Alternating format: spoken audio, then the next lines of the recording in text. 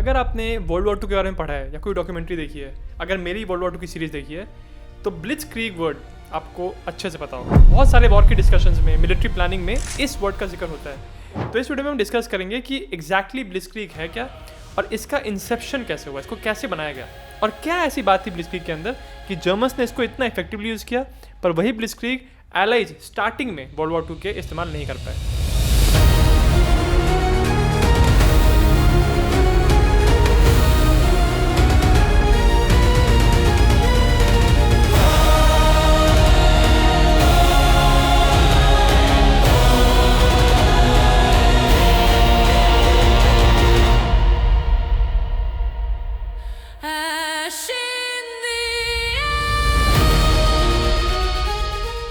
कहानी शुरू होती है एक पॉपुलर मिलिट्री स्ट्रैटेजी से जिसका नाम है ब्लिट्जक्रीग।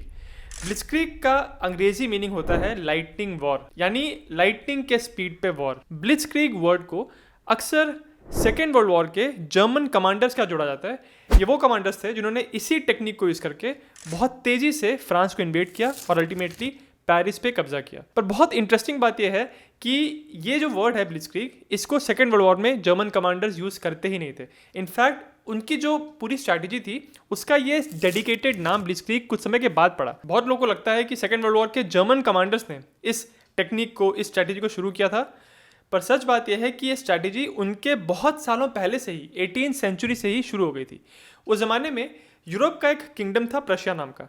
उस किंगडम के राजा थे फ्रेडरिक द ग्रेट। वो एक बहुत कमाल के मिलिट्री प्लानर, एक बहुत अच्छे जनरल थे राजा होने के साथ साथ, और उन्हीं के नेतृत्व में प्रशिया धीरे धीरे एक मेजर यूरोपियन पावर बन गया। फ्रेडरिक द ग्रेट ने अपने किंगडम को बहुत सारी मेजर मिलिट्री विक्ट्रीज दिलाई थी और उसका कारण ये था कि वो लड़ाई करने का, वॉरफेयर करने का एक नया तरीका यूज़ करते थे, और वही तरीका जो था उनका, उसी के इवॉल्व फॉर्मेट को आज हम ब्लिट्जक्रीग कहते हैं। फ्रेडरिक द ग्रेट के वॉरफेयर का जो स्टाइल था, उसका सबसे की कंपोनेंट, सबसे इंपॉर्टेंट बात ये थी उसकी कि वो लड़ाई में ताकत से ज़्यादा वैल्यू देते थे मूवमेंट की स्पीड को। यानी आप अपने दुश्मन के सामने या दुश्मन के खेमे में कितनी तेज़ी से घुस सकते हो। उसके साथ इंपॉर्टेंस इस बात की भी थी कि आप एक छोटी जगह पे अपनी फोर्स को कितना ज़्यादा कॉन्सेंट्रेट कर सकते हो। इसको मैं आगे आपको एकदम एग्जांपल में समझाऊंगा। फ्रेडरिक द ग्रेट की इन्हीं टेक्निक्स को धीरे धीरे और इम्प्रूव किया गया और ये इवॉल्व हुई टेक्निक। और फिर और कुछ जर्मन कमांडर्स आए, जैसे वन मॉल्के थे जिन्होंने फर्स्ट वर्ल्ड वॉर में जर्मन आर्मी को लीड किया था। उसके अलावा वन स्लीफन थे जिन्होंने प्लान बनाया था कि अगर जर्मनी को फ्रांस और रशिया को एक साथ इंगेज करना है तो कैसे करना है। तो ये सारे जर्मन कमांडर्स ने अपने अपने इनपुट्स दिए और अल्टीमेटली जो लड़ाई का तरीका निकला, जो फाइनल प्रोडक्ट निकला, उसी को ब्लिट्जक्रीग कहते हैं। ब्लिट्जक्रीग टेक्निक के मेनली 2 गोल्स होते हैं और इन्हीं 2 गोल्स के अराउंड पूरी प्लानिंग की जाती है। पहला गोल होता है डिस्ट्रक्शन ऑफ एनिमी फोर्सेस, यानी एनिमी की फोर्सेस का कंप्लीट डिस्ट्रक्शन।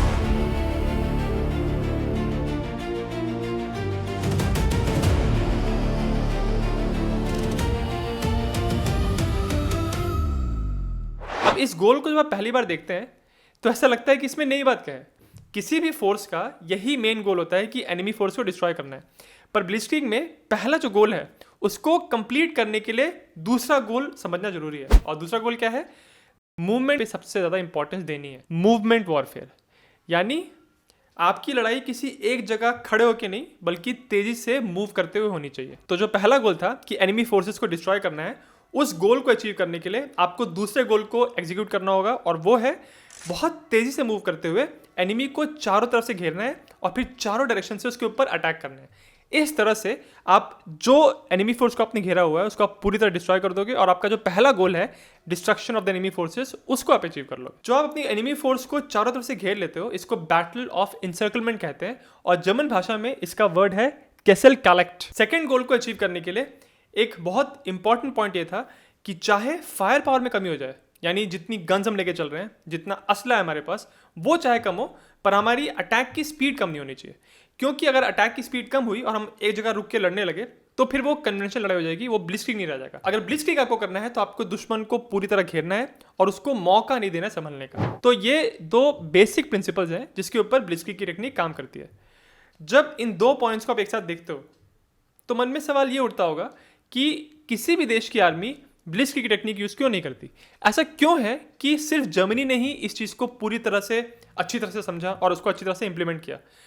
तो इसका भी बहुत दिलचस्प कारण है। ब्लिट्जक्रीग अगर काम करना है, अगर वो सक्सेसफुल एग्जीक्यूट करना है, तो उसके लिए कुछ अजम्पशंस हैं जो फुलफिल होने चाहिए। पहला अजम्पशन ये है कि अटैक करने से पहले आपका जो एनिमी है उसकी फ्रंट लाइन में आप एक पर्टिकुलर एरिया ढूंढ लोगे जहां पे आप लोकल सुपीरियोरिटी बना सकते हो। लोकल सुपीरियोरिटी क्या होता है? मान लीजिए कि आपके पास कुल मिला के 100 की आर्मी है और उसमें आपके पास 20 टैंक्स हैं। आपका जो दुश्मन है उसके पास मान लीजिए 500 की आर्मी है और उनके पास 50 टैंक्स हैं। तो अगर दोनों के ओवरऑल नंबर्स कंपेयर करें तो ऑब्वियसली डिसएडवांटेज पे आप हो, आपके पास कम रिसोर्सेज है, कम मैन और कम मटेरियल है। अब इसी पॉइंट को काउंटर करने के लिए ब्लिट्जक्रीग ने क्या कहा है, जो आपकी एनिमी की फोर्स है 500 की, वो पूरे 500 जवान पूरी फ्रंट लाइन में तैनात होंगे। आपको उस फ्रंट लाइन का कोई एक ऐसा कॉर्नर, कोई एक ऐसा स्पॉट ढूंढना है जहां पे जब अपनी फोर्स को लेके जाओ तो वहां पे आपकी फोर्स जो है वो एनिमी की फोर्स से लोकली सुपीरियर हो। तो हालांकि जो एनिमी की फ्रंट लाइन थी इसमें 500 जवान थे, पर उस पर्टिकुलर स्पॉट पे आपको लोकली सुपीरियरिटी मिल गई। तो उस लोकल सुपीरियरिटी को ढूंढ लोगे आप, ये पहला अजम्पशन होता है ब्लिट्जक्रीग को अप्लाई करने का। इसी वजह से सेकेंड वर्ल्ड वॉर में जर्मनी ने पोलैंड पे या फिर लो कंट्रीज या फ्रांस पे हमला करने से पहले उनकी जो डिफेंसिव कैपेबिलिटीज़ थी, उनकी जो फ्रंट लाइन्स थी, उनको अच्छे से स्टडी किया और ये पता लगाया कि इनकी पूरी डिफेंसिव लाइन में कहाँ कहाँ पे ऐसे स्पॉट्स हैं जहाँ पे डिफेंस थोड़ा सा वीक है, जहाँ पे फोर्सेस कम डिप्लॉय किए हैं, जहाँ पे हम अपनी लोकल सुपीरियरिटी अचीव कर सकते हैं। तो कमांडर का स्टाफ जाएगा, एनिमी फ्रंट लाइन्स को अच्छे से रेकी करेगा, पूरा देखेगा कि कहाँ कहाँ पे डिप्लॉयमेंट कम है एनिमी फोर्स की, फिर वो सारा डेटा लाके वो कमांडर को देगा, कमांडर डेटा को स्टडी करेगा और फाइनली वो डिसाइड करेगा कि अच्छा इस पॉइंट पे मुझे अटैक करना है क्योंकि इस पॉइंट पे मैं लोकल सुपीरियरिटी अचीव कर सकता हूँ। ब्लिट्जक्रीग का सेकंड अजम्पशन होता है मिशन कमांड ऑर्डर्स। इसको जर्मन भाषा में कहते हैं ऑफ्ट्रागस्टैटिक। अब इसको थोड़ा समझते हैं। सेकेंड वर्ल्ड वॉर के टाइम जब ये सब कुछ चल रहा था उस समय ट्रेडिशनली आर्मीज काम कैसे करती थी? मान लीजिए कि एक आर्मी है, उसके एक चीफ है, उसके पास एक स्टाफ है, वो स्टाफ मिलके एक अटैक प्लान या डिफेंस का प्लान बनाएगा। उस प्लान को फिर वो अपने जूनियर्स को देंगे, फिर वो अपने जूनियर्स को देंगे, ऐसे करते करते फाइनली जिन लोगों को बैटलफील्ड पे लड़ाई करनी है, किसी पॉइंट को डिफेंड करना है या अटैक करना है, वहां तक वो प्लान पहुंचेगा। अब जनरली होता ये था कि जो टॉप के कमांडर्स ने या फिर थर्ड फोर्थ लेवल के कमांडर्स ने जो प्लान बना दिया, एग्जैक्टली वैसे ही एग्जीक्यूट करना है जो ग्राउंड पे टीम है।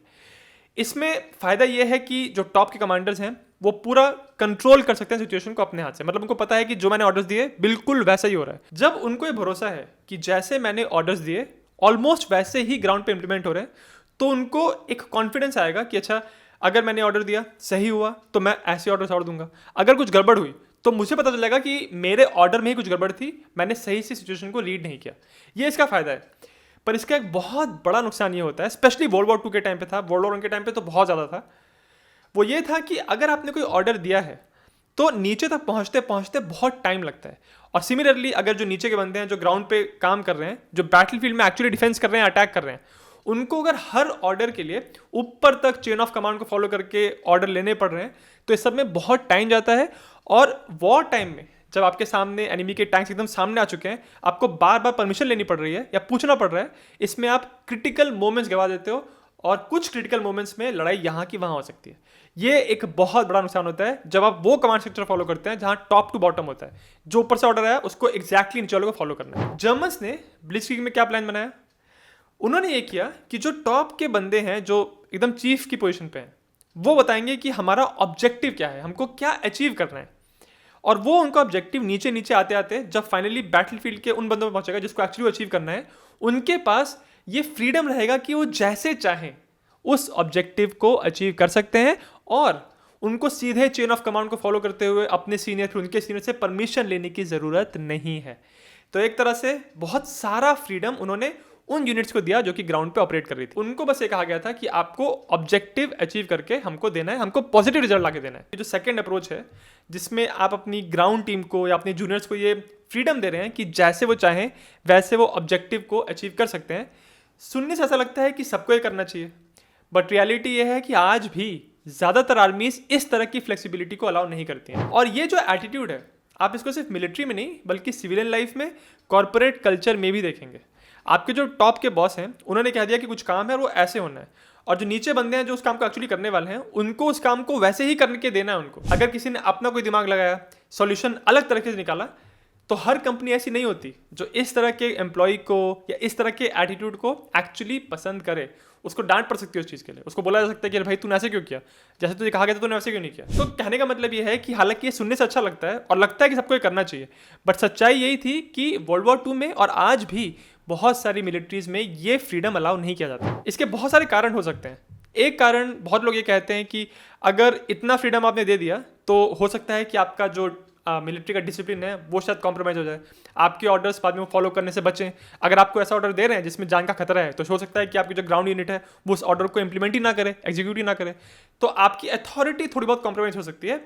ये एक हाइपोथेसिस दिया जाता है कि क्यों ये फ्रीडम सबको नहीं दिया जाता। बहरहाल जर्मन कमांडर्स ने ब्लिट्जक्रीग के अंदर ये फ्रीडम अपने जूनियर ऑफिसर्स को दिया कि बैटलफील्ड कंडीशंस को देखते हुए आप अपने हिसाब से डिसीजन ले सकते हो, बार बार आपको हमसे पूछने की जरूरत नहीं है। और जैसा मैंने कहा, ब्लिट्जक्रीग जर्मनी के वर्ल्ड वॉर 2 के अंदर नहीं बल्कि उसके बहुत पहले से ही यूरोप के प्रशिया के इलाके में शुरू हो गया था। उसी के फ्रीडम वाले आइडिया को यूज करके प्रशिया ने कुछ इंपॉर्टेंट लड़ाइयां जीती हैं, जैसे कि बैटल ऑफ सडोवा 1866 की या बैटल ऑफ सेडान 1870 की। तो प्रशिया में ये लोगों को पता था, कमांडर्स को पता था कि हमको नीचे के ऑफिसर्स को या जूनियर्स को वो फ्रीडम देना चाहिए बैटलफील्ड के अंदर। उसके बावजूद भी फर्स्ट वर्ल्ड वॉर में जर्मन आर्मी हार गई। अब अगर देखा जाए तो जर्मनी क्यों हारी फर्स्ट वर्ल्ड वॉर में, तो इसके कुछ पॉलिटिकल रीजंस भी हैं, पर बैटलफील्ड पे भी अगर आप सोचें तो जर्मनी की हार तो हुई थी। तो जब भी किसी बड़ी लड़ाई में किसी ऐसी मेजर मिलिट्री पावर की हार होती है तो अक्सर हार के बाद वो उस हार को एनालाइज करते हैं कि ऐसा हुआ क्यों। यही चीज़ जर्मनी में भी हुई थी। वर्ल्ड वॉर 1 में हारने के बाद जर्मनी ने पूरा एनालिसिस करना शुरू किया कि हमने क्या क्या गलतियां की हैं इस वॉर के अंदर। तो उस समय जर्मनी के एक जनरल थे, जनरल हांस वॉन सीक्ट। उन्होंने इस हार को एनालाइज किया और ये कहा कि हम इसलिए नहीं हारे कि फ्रेंच और ब्रिटिश लोगों का डिफेंस बहुत अच्छा था, हम इसलिए भी नहीं आ रहे कि फ्रेंच और ब्रिटिश लोगों का फायर पावर, उनकी मशीनरी हमसे अच्छी थी, ये सारे कारण नहीं थे। हम इसलिए हारे क्योंकि हम एक जगह आके फंस गए थे। We were stuck in our positions because of our huge armies. वो ये कह रहे थे कि हमारे पास इतनी बड़ी आर्मी थी, इतनी मैसिव आर्मी थी, और जब मैसिव आर्मी को तेज़ी से मूव कराना होता है तो ये नेक्स्ट टू इम्पॉसिबल होता है। अगर आपको तेज़ी से मूव करना है तो आपकी आर्मी बड़ी नहीं हो सकती, आपकी आर्मी छोटी और प्रिसाइज होनी चाहिए। और इसी वजह से उनका ये मानना था कि अगर आपने एक आर्मी को बड़ा करने के लिए बहुत सारे लोगों को भर दिया उसके अंदर, और अगर वो वेल ट्रेंड नहीं है, तो आपकी बड़ी फौज किसी काम की नहीं होती किसी ऐसी फौज के सामने जो साइज में छोटी है पर बहुत अच्छे से ट्रेंड है। तो वॉन श्लिक का ये मानना था कि जर्मन्स ने स्टीफन प्लान को फॉलो करते हुए जब इतनी तेजी से बेल्जियम को इन्वेड कर दिया था, फिर उसके आगे वो फ्रांस की तरफ बढ़ रहे थे।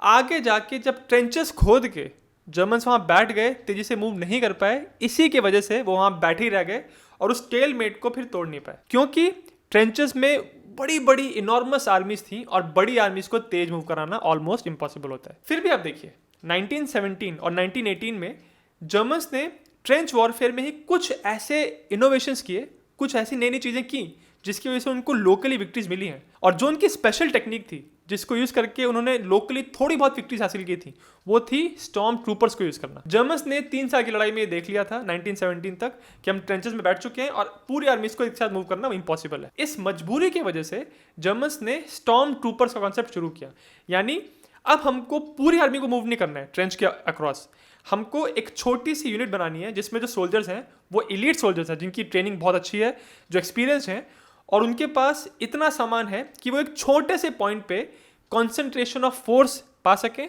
लोकल सिक्योरिटी पा सकें, अच्छा फायर पावर एक छोटे से पॉइंट पे पा सकें और उसको फिर ब्रीच करके आगे बढ़ जाएं। ये वही चीज़ है जो आगे जाके ब्लिट्जक्रीग में उन्होंने यूज़ की कि छोटे पॉइंट पे लोकल सुपीरियरिटी हासिल करना। स्टॉर्म ट्रूपर्स को यूज़ करके जर्मन आर्मी ने कहीं कहीं पे लोकल विक्ट्रीज हासिल तो की, पर एनिमी ट्रेंचेस को भेद के थोड़ा सा आगे निकलने के बाद स्टॉर्म ट्रूपर्स भी फिर फेल ही होते थे, क्योंकि जो उन्होंने एक ब्रेक थ्रू अचीव किया था उस ब्रेक थ्रू को वो लोग कंसोलिडेट नहीं कर पाते थे। मतलब जो छोटा सा गैप बना के वो आगे निकल गए थे, पीछे से उनकी फोर्स सपोर्ट करने के लिए पहुंच नहीं पाती थी। और फिर से कारण ये था कि उस समय कोई सिस्टम ही नहीं था कि एक बार ब्रेक थ्रू हासिल कर लिया तो उसको कंसोलिडेट कैसे करना है। इसी चीज़ को सॉल्व किया सेकेंड वर्ल्ड वॉर के समय जर्मन्स ने एक पैंजर डिवीजन का कॉन्सेप्ट बना के। अब यहाँ पे एक बहुत दिलचस्प बात देखिए, टैंक्स का आविष्कार एलाइज ने किया था फर्स्ट वर्ल्ड वॉर में। अगर स्पेसिफिकली देखा जाए तो ब्रिटिश ने बनाया था, फिर उसको कुछ यूज़ करके फ्रेंच लोगों ने अपने टैंक्स बनाए थे। जर्मनी टैंक्स बनाने में पीछे थे। फिर भी इस वेपन को, टैंक को इफेक्टिवली एलाइज ने नहीं, अल्टीमेटली जर्मन्स ने ही यूज़ किया, क्योंकि जब टैंक्स बने थे तो फ्रेंच लोग का ये मानना था कि टैंक्स जो हैं वो सिर्फ इन्फेंट्री को सपोर्ट कर सकते हैं, उनका रोल सपोर्टिंग होना चाहिए। तो जब इन्फेंट्री मूव करती है तो साथ ही साथ टैंक्स मूव करेंगे, ताकि जो मूविंग इन्फेंट्री है उनको एक शील्ड मिल जाए, उनको वो एनिमी फायर से वल्नरेबल ना रहे, वो प्रोटेक्टेड रहे। इस अप्रोच का नुकसान क्या है? अगर आप टैंक को इन्फेंट्री यानी फुट सोल्जर्स की स्पीड पे चलने के लिए मजबूर करेंगे तो टैंक आपको चलेगा 4-5 किलोमीटर की स्पीड पे। उस स्पीड पे आप सोचिए एनिमी को कितना टाइम मिलेगा उस टैंक को हमला करने के लिए, उसको न्यूट्रलाइज करने के लिए। और यही फर्स्ट वर्ल्ड वॉर में हो रहा था। हालांकि फ्रेंच लोग के पास टैंक्स तो थे, पर उन टैंक्स को इजीली जर्मन डिस्ट्रॉय कर ले रहे थे। इनफैक्ट एक मूवी थी all quite on the western front, जो अभी नेटफ्लिक्स पे कुछ सालों पहले आई थी। उस मूवी के आई थिंक लास्ट के बैटल में वो सीन दिखाया है कि एक पूरी जर्मन लाइन है और वो देख रहे हैं कि सामने से एक बड़ी फ्रेंच फोर्स आ रही है जिसमें बहुत सारे टैंक्स हैं। तो पहले तो ये जर्मन फोर्स डरती है क्योंकि टैंक्स को कैसे खत्म करें, पर कुछ देर के बाद ये लोग एंटी टैंक वेपन्स चलाते हैं और ये जो टैंक धीरे धीरे आगे बढ़ रहे थे वो सारे न्यूट्रलाइज हो जाते हैं। वो सीन एक बहुत अच्छा एग्जाम्पल है कि टैंक्स को अगर आपने इन्फेंट्री को सपोर्ट करने के लिए यूज़ किया तो कितने बर्बाद हो जाते हैं। ये तो फ्रेंच लोगों का अप्रोच था। अच्छा, ब्रिटिश लोगों का अलग अप्रोच था। वो कह रहे थे कि हमको टैंक्स को यूज़ करना चाहिए एक पूरे ग्रुप के साथ, यानी बहुत सारे टैंक्स एक ऑब्जेक्टिव को जाके अचीव करें और उतना ही उनका रोल रहे। वो ये कह रहे थे कि जैसे पानी में जब जहाज चलते हैं तो पूरी बैटलशिप का ग्रुप होता है, एक कॉन्वॉय होता है और वो जाके अपना ऑब्जेक्टिव अचीव कर लेता है। वही चीज़ हमको टैंक से लैंड पे करानी चाहिए। और interestingly by the way, British लोग ही टैंक्स को पहले लैंड शिप्स कहते थे, तो उनका उस तरह का रवैया था टैंक्स को लेके। ये दोनों रवैये काम नहीं आए। अल्टीमेटली जो काम आया वो था जर्मन्स का पैंजर डिवीजन का कॉन्सेप्ट। पैंजर डिवीजन में जर्मन्स ने क्या किया कि ये एक छोटी सी पूरी यूनिट रहेगी जिसके अंदर कुछ टैंक्स रहेंगे, कुछ मैकेनाइज्ड इन्फेंट्री रहेगी, ऐसी इन्फेंट्री जिसके पास जीप्स हैं, आर्मर्ड व्हीकल्स हैं, जिसके साथ वो टैंक्स के बिल्कुल पीछे पीछे चल सकते हैं। उसके साथ उनके पास रहेगी सेल्फ प्रोपेल्ड आर्टिलरी, इंजीनियर्स, कुछ सपोर्ट स्टाफ। तो ये पूरा ग्रुप मिलकर बनता है एक पैंजर डिवीजन। पैंजर डिवीजन के अंदर टैंक का काम क्या होगा? वो एनिमी लाइन के पास जाएगा और एक पर्टिकुलर स्पॉट पे बहुत तेजी से अटैक करेगा, और वहाँ जब ब्रीच हो गया, उस पॉइंट को तोड़ दिया, तो उसके बाद ये बहुत बहुत इंपॉर्टेंट है, उस पॉइंट को ब्रीच करने के बाद टैंक रुकेगा नहीं, वो आगे बढ़ता जाएगा। अब क्योंकि पैंजर डिवीजन के पास अपनी आर्टिलरी भी है, तो आर्टिलरी फिर उस जो ब्रीच हुआ है उस पॉइंट पे कंसोलिडेट करेगी और आसपास के जो फोर्सेस हैं उस पॉइंट पे आने नहीं देगी इसको, ताकि जो डिफेंडर्स हैं वो उस पॉइंट जो ब्रेक हुआ है उसको वापस कैप्चर ना कर पाए। और इस तरह से आपको बिना रुके आप एक बहुत बड़ा एरिया दुश्मन का इनसर्कल और अल्टीमेटली कैप्चर कर सकते हो। इस वजह से ये जो पैंजर डिवीजन का इन्होंने आइडिया निकाला जर्मन्स ने, इसका जवाब ना फ्रेंच लोगों के पास था ना ब्रिटिश लोगों के पास था, स्पेशली 1939 और 1940 में। तो ब्लिट्जक्रीग में हमको ये समझ में आ गया कि पहली चीज़ आपको चाहिए बहुत तेज मूवमेंट, ये सबसे इंपॉर्टेंट है। दूसरा आपको चाहिए कि अगर आपके जो छोटे छोटे यूनिट्स हैं उनके एनसीओस के पास या उनके ऑफिसर्स के पास ये फ्रीडम है कि वो अपने डिसीजन ले सकते हैं ऑब्जेक्टिव को अचीव करने के लिए, तो ज़्यादा चांस है आपके सक्सेसफुल होने के। और तीसरी चीज़ कि आपके पास एक सेल्फ कंटेन्ड इकोसिस्टम है, कोई ऐसा यूनिट, कोई ऐसा डिवीजन आपके पास जिसमें आपको सपोर्ट के लिए किसी बाहर की फोर्स की ज़रूरत नहीं है। पैंजर डिवीजन ऐसा कुछ कॉन्सेप्ट है आपके पास, तो आप ज़्यादा तेज़ी से अपने ब्रेक थ्रू पे कंसोलिडेट कर सकते हो, उस पर आगे कैपिटलाइज कर सकते हो। पर इन सारी चीज़ों में आप देखिए एक कॉमन चीज़ क्या है? स्पीड। इसीलिए कहते हैं ना ब्लिट्जक्रीग मतलब लाइटनिंग वॉर। अगर आपको स्पीड अचीव करनी है तो ये बहुत ज़रूरी है कि जो आपके टैंक्स हैं वो आपस में तेज़ी से बात कर सकें, टैंक्स बात कर सकें इन्फेंट्री के साथ, इंजीनियर्स के साथ, जो बाकी सपोर्ट स्टाफ है, आर्टिलरी के साथ, सबके साथ कम्युनिकेशन तेज़ी से होना चाहिए। और यहाँ पे इंपॉर्टेंस आ जाती है कम्युनिकेशन की, और यहाँ पे फिर से जर्मन्स को मिलेगा क्रेडिट क्योंकि उन्होंने हाईली एडवांस्ड कम्युनिकेशन सिस्टम बनाए थे ब्लिट्जक्रीग को अल्टीमेटली इफेक्टिवली इंप्लीमेंट करने के लिए, जो कि फ्रेंच और ब्रिटिश लोगों के पास नहीं था। जर्मन्स के बेहतर रेडियो कम्युनिकेशन की वजह से एक पैंजर के अंदर बैठा बंदा जिसने एक पर्टिकुलर पॉइंट को ब्रीच कर दिया, वो आगे बढ़ रहा है, वो लगातार बाकी टैंक्स के साथ बात कर सकता है और वो बता सकता है कि हमारा आगे प्लान क्या होना चाहिए। ऑन द स्पॉट एकदम रियल टाइम में वो प्लानिंग को एडजस्ट कर सकते हैं। साथ ही साथ जो उनके पीछे फोर्सेज आ रही हैं, जो इन्फेंट्री है या फिर जो आर्टिलरी है, उनको भी इंस्ट्रक्शंस रियल टाइम में दे सकते हैं। और बाद में तो जर्मन्स ने इसमें एक और चीज़ ऐड कर दी थी, उन्होंने बाद में लुफ्टवाफे को भी इसमें लगा दिया था, यानी जर्मन एयरफोर्स अब एयर टू लैंड सपोर्ट का काम कर रही थी। तो होता यह था कि एक टैंक का ग्रुप आगे जा रहा है, उसने देखा कि एक बहुत बड़ा डिफेंसिव पोजीशन है, उसको इंसर्कल नहीं कर सकते, उसके साइड से नहीं निकल सकते, तो वो क्या करते थे, वो पीछे इन्फॉर्म करते थे लुफ्टवाफे को कि भाई वहाँ पे आके बॉम्ब गिराओ। तो टैंक्स जा रहे हैं और बिल्कुल जब वो पहुंचने वाले हैं आके लुफ्ताफे ने उस पॉइंट को डिस्ट्रॉय कर दिया और बिना रुके ये जर्मन टैंक्स आगे चलते चले गए। तो आप यहाँ पे देखिए सिर्फ अपने डिवीजन के अंदर नहीं बल्कि वो लुफ्ताफे के साथ भी कोऑर्डिनेट कर रहे थे। और यहाँ पे कॉन्सेप्ट आता है कंबाइंड आर्म्स वॉरफेयर का, यानी सिर्फ एक तरह का वेपन या एक तरह की टेक्नोलॉजी आप यूज़ नहीं कर रहे हो, आप यूज़ कर रहे हो टैंक्स लगातार कम्युनिकेट कर रहे हैं इन्फेंट्री के साथ जो कि एक अलग सेक्शन होता है, और आर्टिलरी के साथ, इंजीनियर्स के साथ, और लुफ्ताफे के साथ जो कि कंप्लीटली डिफरेंट सर्विस है। इस तरह से अगर आपका जो पूरा सिस्टम है उसमें बहुत अच्छा कम्युनिकेशन है, बहुत अच्छा कोऑर्डिनेशन है, तो आप कंबाइंड आर्म्स को यूज़ करके एक झटके में दुश्मन के डिफेंसेस को तोड़ सकते हो, जो कि जर्मन्स ने करके दिखाया 1940 में। जर्मन्स ने 1939 में पोलैंड के इन्वेजन में ब्लिट्जक्रीग को यूज़ किया था और वहाँ पे उनको कुछ ग्राउंड रियलिटीज़ पता चली और उनको दिखाई पड़ा कि ब्लिट्जक्रीग में उनकी क्या क्या कमियां हैं। अभी पहली कमी ये थी कि बहुत सारे जर्मन ऑफिसर्स, हालांकि उनको फ्रीडम तो था कि आप अपने हिसाब से डिसीजन ले सकते हो, पर उनके पास ऐसी ट्रेनिंग नहीं थी या उनके अंदर वो इनिशिएटिव नहीं था कि वो आगे बढ़ के किसी प्रॉब्लम को खुद से सॉल्व करने की कोशिश करें। दूसरी प्रॉब्लम ये निकल के आई कि जो इंटर आर्म्स ट्रेनिंग थी वो उतनी अच्छी नहीं थी, जिसकी वजह से अगर मान लीजिए एक पैंजर है, उसको आर्टिलरी के एक यूनिट को बोलना है कि आप इस पॉइंट से जाके दुश्मन को इंसर्कल करो, तो बराबर उस पॉइंट पे पहुंचे, उसी टाइम पे पहुंचे, ये उतने अच्छे से नहीं हो पाया था पोलैंड के अंदर।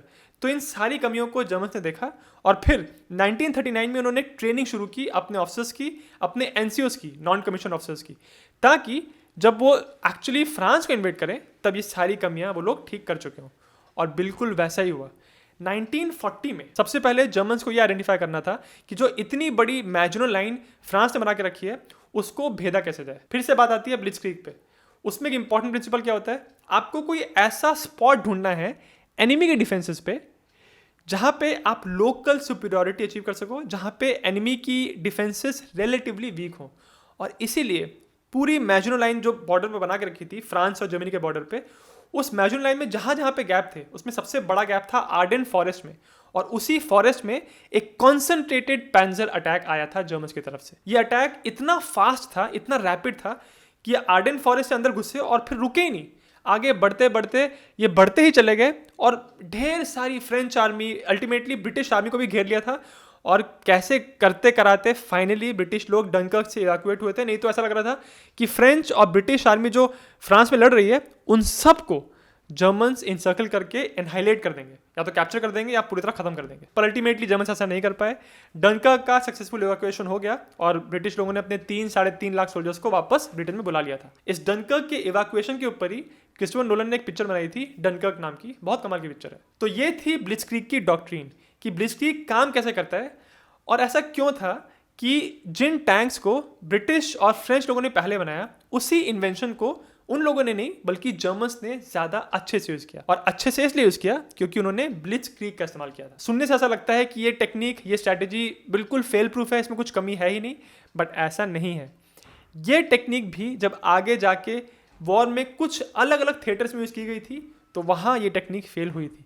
अगर आपको पता है कि मैं किस कैंपेन, किस थिएटर की बात कर रहा हूं तो मुझे कमेंट्स में बताइएगा। अगर आप मेरे चैनल के मेंबर बनते हैं तो आपको कुछ एक्सक्लूसिव वीडियोस का एक्सेस मिलेगा और साथ ही साथ आप मेरे लाइव स्ट्रीम्स को अटेंड कर सकते हैं।